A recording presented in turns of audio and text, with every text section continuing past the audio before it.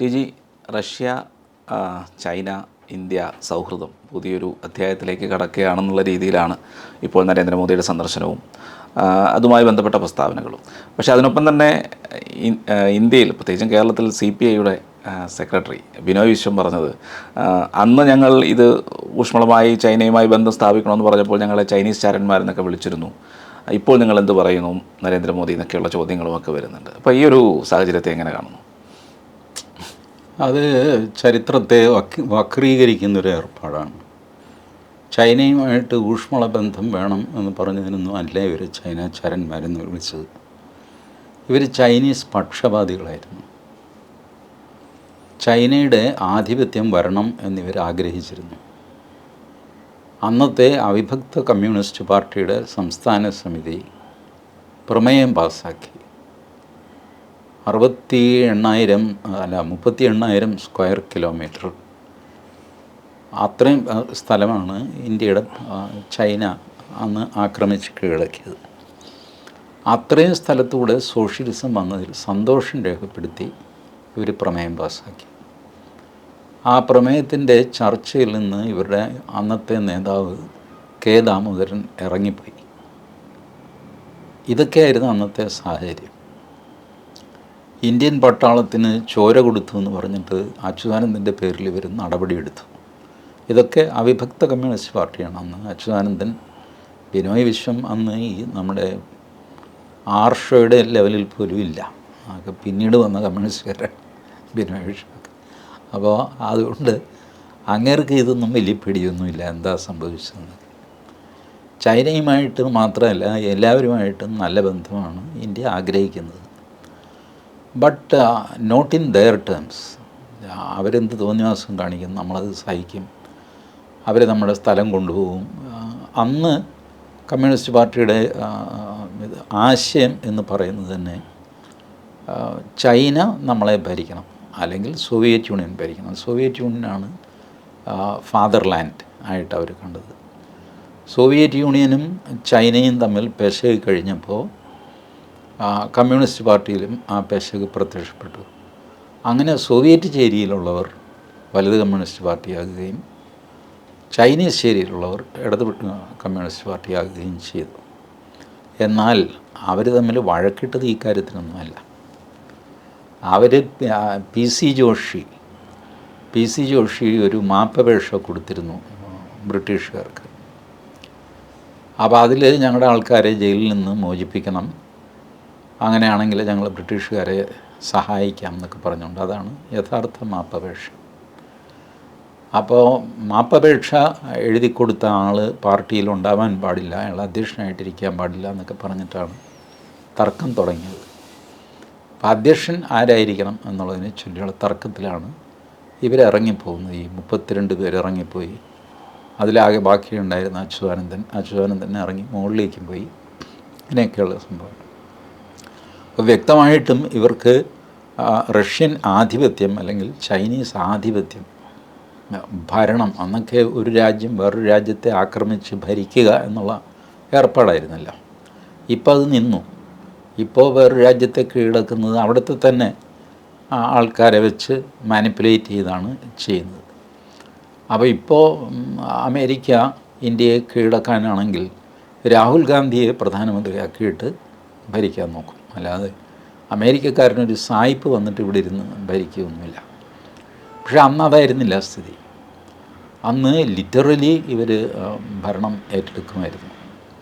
ആ സമയത്താണ് ഇവർ ഈ ചൈനയുടെ സ്ഥലമാണെന്ന് അവർ പറയുന്നു, നമ്മുടെ സ്ഥലമാണെന്ന് നമ്മൾ പറയുന്നു. ഇങ്ങനെയായിരുന്നു നമ്പൂതിരിപ്പാടിൻ്റെ പ്രയോഗം. അപ്പോൾ അതിനെ ചൊല്ലി വലിയ കോലാഹലമുണ്ടായി. ഇവരൊക്കെ അറസ്റ്റിലായി, കമ്മ്യൂണിസ്റ്റ് നേതാക്കളൊക്കെ അറസ്റ്റിലായി. ജവഹർലാൽ നെഹ്റുവാണ് ചെയ്തത്, നരേന്ദ്രമോദിയൊന്നുമല്ല. ഇപ്പോൾ ഈ ബിനോയ് വിശ്വം ഇത് ചോദിക്കേണ്ടത് കോൺഗ്രസ്സുകാരോടാണ്. പണ്ട് ഞങ്ങൾ പറഞ്ഞിരുന്നു, ഇപ്പോൾ എന്തായിരുന്നു, കോൺഗ്രസ്സിനോട് വേണം ചോദിക്കാൻ, BJP യോട് ചോദിക്കാൻ വകുപ്പില്ല. അപ്പോൾ അങ്ങനെ ഉള്ള ഒരു ചരിത്രമാണ് ഇവർക്കുള്ളത്. അന്ന് സോവിയറ്റ് യൂണിയൻ ഒരുപാട് രാജ്യങ്ങൾ ആക്രമിച്ച് കീഴടക്കി. ചൈന തൈവാൻ അങ്ങോട്ട് അവരുടെ രാജാവിനെ നാട് കടത്തി. അങ്ങനെ പിന്നെ ചൈനയിൽ സാംസ്കാരിക വിപ്ലവം വന്നു. അങ്ങനെ ചൈനീസ് കമ്മ്യൂണിസ്റ്റ് പാർട്ടി വേറെയായി. ഇന്നിപ്പോൾ കമ്മ്യൂണിസം എന്ന് പറയുന്നത് റഷ്യയിലുമില്ല, ചൈനയിലുമില്ല. റഷ്യയിൽ നിന്ന് ഔദ്യോഗികമായിട്ട് തന്നെ കമ്മ്യൂണിസത്തെ നാട് കടത്തി. ചൈനയിൽ കമ്മ്യൂണിസം എന്ന് പേരുണ്ടെങ്കിലും ഡെങ് സിയാവോപിങ്ങിൻ്റെ കാലം മുതൽ അവർ മുതലാളിത്തത്തിലേക്ക് മാറി. നമ്മളൊക്കെ അറിയുന്ന ജനാധിപത്യം പോലത്തെ ഒരു തെരഞ്ഞെടുപ്പ് സംഗതിയോ നടക്കുന്നില്ലെങ്കിലും ഫങ്ഷനിങ് അവരുടെ ക്യാപിറ്റലിസമാണ്. മുതലാളിത്ത രാജ്യം, നല്ല ഒന്നാന്തരം മുതലാളിത്ത രാജ്യമാണ് ചൈന. അപ്പോൾ ഇപ്പോഴത്തെ അവസ്ഥയിൽ ഈ പണ്ട് നമുക്ക് ചൈനയുമായിട്ട് ശത്രുത ഉണ്ടായിരുന്നു, ഇപ്പോഴും ഉണ്ട്. ഭൂലോകത്തെ ഏറ്റവും വലിയ തുരപ്പൻ ചൈനയാണെന്ന് നമ്മളിപ്പോഴും വിശ്വസിക്കുന്നു. ബട്ട് ലോകരാഷ്ട്രങ്ങളുടെ അങ്ങോട്ടും ഇങ്ങോട്ടുമുള്ള പിടിയിലും വലിയിലും നമുക്ക് നമ്മുടെ താല്പര്യം സംരക്ഷിക്കണമെങ്കിൽ തൽക്കാലം ചൈനയുടെ കൂടെ നല്ല ബന്ധം നടത്തിയേ പറ്റുള്ളൂ. നല്ല ബന്ധം എന്ന് പറയുമ്പോൾ നമ്മൾ എന്തെങ്കിലും വിട്ടുകൊടുത്തു എന്നതിന് അർത്ഥമില്ല. ചൈനയ്ക്കും ഇത് നന്നായിട്ട് മനസ്സിലായി. ഡോക്ലാം പിന്നെ ഗൽവാൻ, ഈ 2 സ്ഥലത്താണ് നമ്മളും ചൈനയും തമ്മിൽ 2020 അടിപിടി നടന്നത്. ആ അടിപിടിയിൽ അവരും നമ്മളും ആയുധമെടുത്തില്ല. അതായിരുന്നു പട്ടാളങ്ങൾ തമ്മിലുള്ള അണ്ടർസ്റ്റാൻഡിങ്. എന്ത് പ്രകോപനം ഉണ്ടായാലും ആയുധം ഉപയോഗിക്കില്ല, തോക്ക് പോലും ഉപയോഗിക്കില്ല. അപ്പോൾ പിന്നെ എന്തു ചെയ്യും? കൈകൊണ്ട് തല്ലുക, നാടൻ തല്ല്. നമ്മുടെ ബീഹാർ റെജിമെൻറ്റിൽ പ്രത്യേകം ട്രെയിനിങ് കിട്ടിയ പട്ടാളക്കാരുണ്ട്, കഴുത്തൊടിച്ച് കൊല്ലുന്നവർ. ചൈനക്കാർക്ക് അറിയാമല്ലോ, പൊതുവെ പൊക്കം കുറവാണ്. അതുകൊണ്ട് അവരെ എങ്ങനെ കൈകാര്യം ചെയ്യണമെന്ന് ബീഹാർ റെജിമെൻറ്റ് പ്രത്യേകം ട്രെയിനിങ് ഒക്കെ കൊടുത്തിട്ട് കഴുത്തൊടിച്ച് 36 പേരെ കഴുത്തൊടിച്ച് നമ്മൾ കൊന്നു. നമ്മളുടെ 18 20 മറ്റോ, എനിക്ക് ആ ഫിഗർ ഓർമ്മ, 20 പേര്. അപ്പോൾ ഇങ്ങനത്തെ 2 സംഭവങ്ങൾ കഴിഞ്ഞപ്പോൾ ചൈനയ്ക്ക് മനസ്സിലായി. അന്ന് നമ്മൾ ഈ കൈലാസ് റേഞ്ച് വരെ നമ്മളുടെ പട്ടാളം കയറി ചെന്നു, ടാങ്ക് ചെന്നു. വേണമെങ്കിൽ കൈലാസ് മാനസരോവർ അന്ന് നമുക്ക് നമ്മളുടെ ഭാഗത്തേക്ക് ചേർക്കാമായിരുന്നു. ചൈന ഞെട്ടിപ്പോയത് അങ്ങനെയാണ്. ഇത്രയും ഇൻ്റലിജൻസും സംവിധാനവും ഒക്കെ ഉണ്ടായിട്ടും എങ്ങനെ ഇന്ത്യ അവിടെ വരെ കയറി വന്നു? പഴയ ഇന്ത്യ അല്ല ഇപ്പോൾ. ഓപ്പറേഷൻ സിന്ദൂർ വന്നു കഴിഞ്ഞപ്പോൾ ചൈനയുടെ ആയുധങ്ങളും വലിയ പെർഫോമൻസൊന്നും ഇല്ല എന്ന് മനസ്സിലായി. അവരുടെ വിമാനങ്ങളാണെങ്കിലും അവരുടെ ആൻറ്റി എയർക്രാഫ്റ്റ് സംവിധാനം, റഡാറൊക്കെ ആണെങ്കിലും അത്ര എഫിഷ്യൻ്റ് ഒന്നും അല്ല. ഒരുപാടെണ്ണം നമ്മൾ തകർത്ത് കളഞ്ഞു. തകർത്തു എന്ന് മാത്രമല്ല, ഈ നൂർഖാൻ ബേസ്, അത് അമേരിക്കൻ ബേസ് ആയിരുന്നു. ഇപ്പം അത് പരസ്യമായ രഹസ്യമാണത്.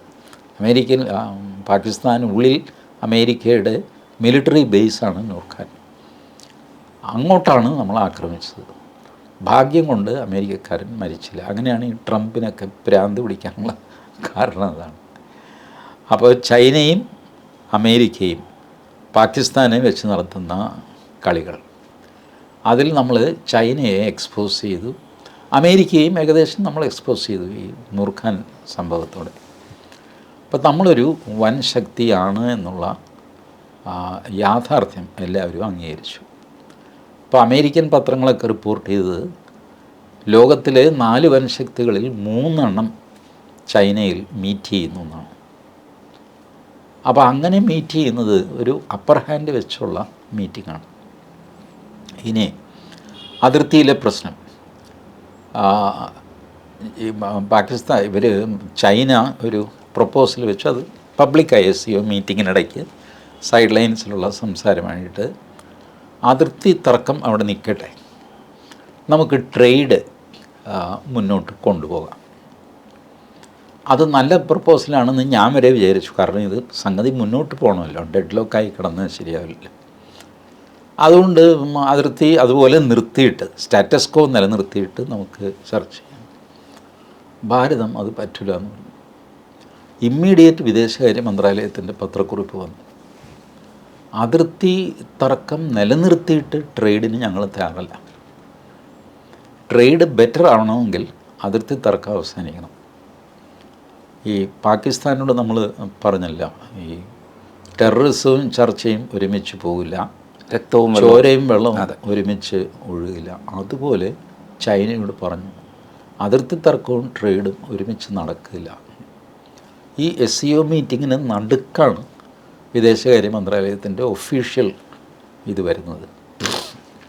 SCO മീറ്റിങ്ങിൽ മോഡി എന്തായിരുന്നു, മോദിയോട് ആരും ഇത് പറഞ്ഞിട്ടില്ല, മോദി അതുകൊണ്ട് റിയാക്ട് ചെയ്തില്ല. ബട്ട് അവിടെ നടന്ന സംസാരത്തിൻ്റെ പുറത്ത് ഭാരതത്തിൻ്റെ ഒഫീഷ്യൽ റിയാക്ഷൻ ഒന്നും നടക്കില്ല. This is the strength with which we are dealing with China. അല്ലാതെ 62-ലെ പോലെ അടികൊണ്ട് ഓടുമ്പോൾ എന്നാൽ പിന്നെ അത് ചേട്ടൻ തന്നെ എടുത്തോ എന്നൊക്കെ പറയുന്ന പരിപാടിയല്ല. അത് ഈ പഴയ കാരണവന്മാരൊക്കെ ഉണ്ട്, തീരെ വയ്യാതെയായി ഇങ്ങനെ ഇറയത്തിങ്ങനെ ഇരിക്കും. അപ്പോൾ അയൽവക്കത്തുകാരും വന്ന് തെങ്ങിൽ കയറി തേങ്ങ ഇട്ടുകൊണ്ട് പോകും. കാർന്നവർക്കൊന്നും ചെയ്യാൻ പറ്റുന്നില്ല, ഒന്നും തടയാനോ ഒന്നും പറ്റുന്നില്ല. കാർന്നവരപ്പോൾ ചെയ്യുന്നത്, മോനെ ഇത് ഞാൻ തന്നതയച്ചാണെന്ന് അമ്മയോട് പറ.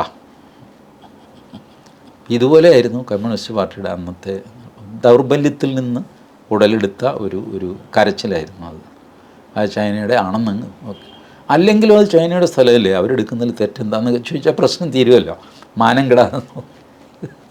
തീർത്തും ദുർബലരായ മനുഷ്യരുടെ പ്രമേയമായിരുന്നു അവർ പാസ്സാക്കിയിരുന്നത്. അവർ തീർത്തും ദുർബലരായതുകൊണ്ട് അവർ വന്ന് കേരളത്തിൻ്റെ ഒരു മൂലയ്ക്കാവുകയും ഈ ബിനോയ് വിശ്വത്തിനൊക്കെ ഈ നോൺസെൻസൊക്കെ പറഞ്ഞുകൊണ്ട് നടക്കാൻ ഒരു സ്ഥലം വേണമല്ലോ അവർക്ക്. അങ്ങനെ അവർ കലാശിച്ചിരിക്കുക. ഈ ഇന്ത്യ ചൈന ഒരു അടുപ്പം കൂടുമ്പോൾ ഈ കമ്മ്യൂണിസ്റ്റുകാർക്കൊക്കെ എന്തെങ്കിലുമൊക്കെ റോൾ ഉണ്ടാവുമോ? മഹാകഷ്ടമായിരിക്കും. ലുക്ക്, വാജ്പേയിയുടെ ഭരണകാലത്ത് ചൈനക്കാർ ഇന്ത്യയിൽ നിന്ന് ഒരു ഡെലിഗേഷനെ അങ്ങോട്ട് ക്ഷണിച്ചു. ആ ഡെലിഗേഷൻ്റെ ലീഡർ റാം മാധവായിരുന്നു. 7-8 BJPക്കാരും 1-2 മറ്റ് പാർട്ടിക്കാർ, കോൺഗ്രസ്സുകാരും. BJPക്കാരെന്ന് പറഞ്ഞാൽ തനി RSSകാർ. അതാണ് വാജ്പേയിയുടെ കാലത്ത് ചൈനയിലേക്ക് പോയ ഡെലിഗേഷൻ. ഇവരെ മൈൻഡ് ചെയ്തില്ല, CPM-നെ ഒന്നും മൈൻഡ് ചെയ്തില്ല. അവർക്ക് അറിഞ്ഞുകൂടെ ഇങ്ങനെ ഒരു കമ്മ്യൂണിസ്റ്റ് പാർട്ടി ഇവിടെ ഉണ്ടോയെന്ന്. ഇവരുടെ പ്ലീനത്തിന് അവരെ ക്ഷണിക്കാറുണ്ട്. പണ്ടൊക്കെ ചെയ്യാറുണ്ടായിരുന്നു. ഈ കമ്മ്യൂണിസ്റ്റ് പാർട്ടിയുടെ കോൺഗ്രസ് കൂടുമല്ല, കമ്മ്യൂണിസ്റ്റ് പാർട്ടി വലുതായി ആളൊരുപാടായി കഴിയുമ്പോൾ അതിൻ്റെ പേര് കോൺഗ്രസ് എന്നായിട്ട് മാറും. അങ്ങനെ പാർട്ടി കോൺഗ്രസ്സിൽ വിയറ്റ്നാമിൽ നിന്ന്, വടക്കൻ കൊറിയയിൽ നിന്ന്, ചൈനയിൽ നിന്ന്, റഷ്യയിൽ നിന്ന്, ലാറ്റിൻ അമേരിക്കൻ രാജ്യങ്ങളിൽ നിന്ന്, ക്യൂബ, ഉത്തര കൊറിയ, ഇതൊക്കെ ഡെലിഗേറ്റ്സ് വരുമായിരുന്നു. ഇപ്പം ആരും വരുന്നില്ല. കാരണം അവിടെ തന്നെ ഈ സാധനം ഇല്ല. ഉണ്ടെങ്കിൽ തന്നെ അവർക്ക് യുവന്മാരുടെ നയവും നിലപാടുമായിട്ടൊന്നും അവർക്ക് യാതൊരു യോജിപ്പുമില്ല. ഇവരെ ഒന്നും കമ്മ്യൂണിസ്റ്റുകാരായിട്ട് അവർ അംഗീകരിക്കുന്നുമില്ല. ചുവപ്പ് കൊടി പിടിച്ചവനെല്ലാം കമ്മ്യൂണിസ്റ്റാണെന്ന് പറഞ്ഞിട്ടാണ് ഇവർ നടക്കുന്നത്. ഇവർ സ്വയം കമ്മ്യൂണിസ്റ്റാണ്. ഇപ്പോൾ കമ്മ്യൂണിസ്റ്റൊക്കെ മാറ്റി വെച്ചിട്ട് അയ്യപ്പൻ്റെ പിന്നാലെ ആഗോള സംഘം എന്നൊക്കെ പറഞ്ഞ് നടക്കുകയില്ല. മഹാകഷ്ടം, ദയനീയമായ സ്ഥിതിയാണ് അവരുടെ. പക്ഷെ ഇവരുടെ സംസാരമൊക്കെ കേൾക്കുമ്പോൾ പിന്നെ അടുത്ത അംബാസഡർമാരായിട്ട് പാർട്ടി സെക്രട്ടറിമാരെ നിയമിക്കുന്നുള്ള രീതിയിലാണ്. വർത്തമാനത്തിൽ അവർ മിടുക്കന്മാരാണ്. അതിന് കാരണം ഈ കേരളത്തിലെ മീഡിയ ഇവർക്ക് അനുകൂലമാണില്ല. അപ്പോൾ ബിനോയ് വിശ്വമൊക്കെ എന്തെങ്കിലും പറഞ്ഞു കഴിഞ്ഞാൽ വലിയ പ്രാധാന്യത്തോടെ അത് കേൾപ്പിക്കാൻ മീഡിയ തയ്യാറാണ്. അതുകൊണ്ട് ബിനോയ് വിശ്വം വലിയ ബുദ്ധിജീവിയായിട്ടൊക്കെ അറിയപ്പെടും. അതൊക്കെ മാധ്യമങ്ങളുടെ ഒരു സൃഷ്ടിയാണ്, വേറെ ഒന്നുമില്ല.